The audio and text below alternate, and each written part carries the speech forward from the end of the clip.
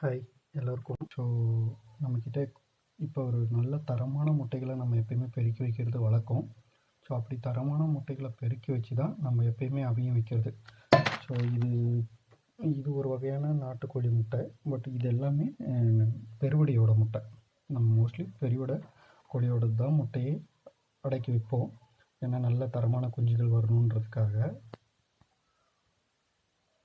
இப்படி பெருக்கி வச்ச முட்டைகள்லாம் என்ன பண்ண போகிறோன்னா, இது போல் ஒவ்வொரு முட்டைகளும் 3 பக்கத்துக்கு 1 2 3ன்னு போடுவோம். எதுக்காகனா, நம்ம இன்குபேட்டரில் வைக்கும்போது அந்த முட்டைகளை வந்து திருப்பி வைக்கிறதுக்கு. ஸோ அதுக்காக நம்ம போடுறது. ஸோ இப்போ இதில் எப்படின்னா, இங்கே பாருங்கள் 25 போட்டிருக்குன்னா இன்றைக்கி டேட்டு 25. ஸோ எதுக்காக 25 போட்டு வைக்கிறோன்னா, எக்ஸாக்டாக நமக்கு ஒரு 22 days கால்குலேட் பண்ணுறதுக்காக நமக்கு ஈஸியாக இருக்குமேன்றதுக்காக தான். ஸோ இப்போ நம்ம இது வந்து 25ஆம் தேதி அடை வைக்க போகிறோம். நம்ம 25ன்னு போட்டிருக்கோம் இல்லைங்களா, அது வந்து இப்படி இந்த இது 1 2 3 எதுக்கு போட்டிருக்குன்னா இதுக்காக தான். இப்போ நான் இப்படி இங்கே வந்து ஒன்று பேஸ் பண்ணி வைக்கிறோம் பார்த்தீங்களா. இப்படி நம்ம 1 பேஸ் பண்ணி வச்சோம்னா மார்னிங் என்ன பண்ணுவோம்னா 2 திருப்பி வைப்பேன். அதுக்கப்புறம் ஈவினிங் 3. ஸோ இப்படி கண்டினியூஸாக டே பை டே பர் டேக்கு வந்து 2 times முட்டையை நம்ம திருப்பி வைக்கணும். ஏன்னா இன்குபேட்டரில் அப்படி தான் வைக்கணும். ஸோ வச்சுட்டு என்ன பண்ண போகிறோன்னா, இதில் ஒரு 2 முட்டையை மட்டும் எடுத்து நம்ம தாய்க்கோழிக்கிட்ட வச்சுருவேன். ஏன்னா எதுக்காக தாய்க்கோழிக்கிட்ட 2 முட்டை தான் வைக்கிறேன்னா, மற்ற கோழிங்க என்ன பண்ணுதுன்னா அந்த முட்டைகளை வந்து உடச்சி குடிச்சிரும்.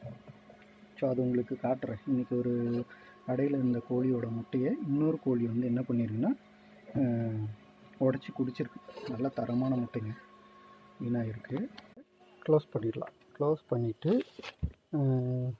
தாய்க்கோழிக்கு 2 முட்டை மட்டும் வச்சிடலாம்.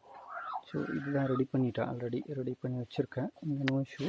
ஜஸ்ட் மென்ஷன் எதுக்கு இதுலேயும் மார்க் பண்ணியிருக்கேன்னா, ஸோ நாளைக்கு என்ன பண்ணுன்னா, தாய்க்கோழி வந்து உணவு எடுக்கிறதுக்காக வெளியே போகும்போது என்ன பண்ணுன்னா, வேறு ஒரு கோழி வந்து உட்காந்து முட்டை போட்டுரும். ஸோ அப்போ நமக்கு எந்த முட்டைன்னு தெரியாதுன்றதுக்காக இது ஒரு அடையாளமாக இருக்கட்டும் தான் நம்ம இப்படி வைக்கிறோம். இதுதான் வந்து நம்ம முன்னாடியே வச்ச கோழி.